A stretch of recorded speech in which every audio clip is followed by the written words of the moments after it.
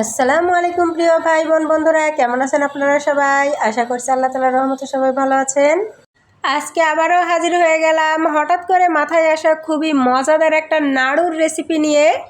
আর এই মজাদার নাড়ুগুলো কিন্তু খুবই অল্প সময়ের মধ্যে আমি তৈরি করে নিতে পেরেছিলাম।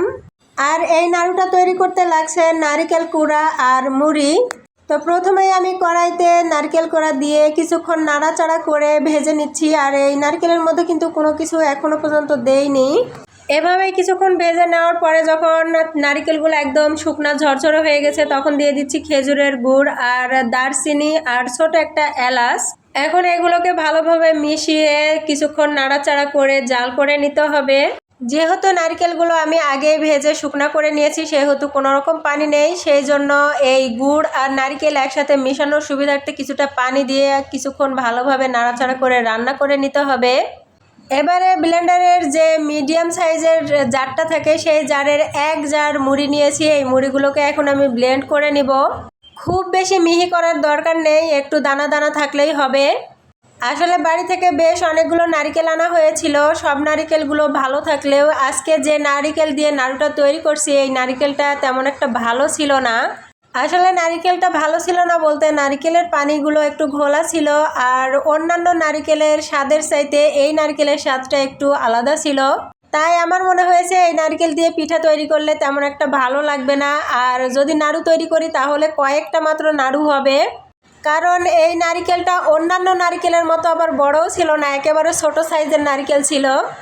বেশ কয়েকবার ভেবেছি নারকেলগুলো ফেলে দিব, তারপরে ভাবলাম যে বাড়ি থেকে যখন মা এত ভালোবেসে পাঠিয়েছে তখন কোনো একটা প্রসেস করে খেয়েই ফেলি। তখনই চট করে এই বুদ্ধিটা মাথায় আসে আর কাজে লাগিয়ে ফেললাম। তো কথা বলতে বলতে কিন্তু এদিকে আমি মুড়ি গুঁড়াগুলোও এই নারকেল কুড়ার ভিতরে দিয়ে দিয়েছি। আর এই নারকেল আর গুড়ের মিশ্রণের ভিতরে মুড়ি মিশানোর সুবিধার্থে কিন্তু একটু তরল দুধ ব্যবহার করতে হবে, তাছাড়া কিন্তু এভাবে সুন্দরভাবে মিশতে চাইবে না। আবার একবারে বেশিও দেওয়া যাবে না, অল্প অল্প করে যখন দেখবেন এরকম একটা টেক্সচারে চলে আসছে তখন আর দেওয়া লাগবে না। আমিও সেইভাবে দিয়েছিলাম কিন্তু ভিডিওটা স্কিপ হয়ে গেছে। আর এরই ফাঁকে কিন্তু আমি অল্প একটু ঘিও দিয়ে দিয়েছিলাম, এতে করে আরও ভালো একটা স্মেল আসছিল। আর যেহেতু আমি নারকেলগুলো আগে ভেজে নিয়েছিলাম সেই জন্য কিন্তু নারিকেলটার একটু আলাদা রকমের যে গন্ধটা ছিল সেটাও একদম চলে গিয়েছিল। তো নারিকেলের মিশ্রণ আর মুড়ির গুঁড়া একসাথে মিশিয়ে যখন কিছুটা ঠান্ডা হয়ে গেছে তখন কিন্তু আমি এভাবে নাড়ুর শেপ দিয়ে দিচ্ছি। খুব বেশি ঠান্ডা হয়ে গেলে কিন্তু নাড়ুগুলো এখানে জমে যাবে, তখন শেপ দিতে একটু অসুবিধা হবে। আর আরও একটা বিশেষ সমস্যার কথা আপনাদের সাথে শেয়ার করি, আমি যখনই ভয়েস দিতে শুরু করি কোনো ভিডিওতে তখনই কিন্তু বাইরে বিভিন্ন রকমের সাউন্ড শুরু হয়। আজকেও ভয়েস দেওয়ার সময় সেম সমস্যার মধ্যে পড়ে গেছি, তারপরে ওইভাবেই আমি ভয়েসটা শেষ করলাম।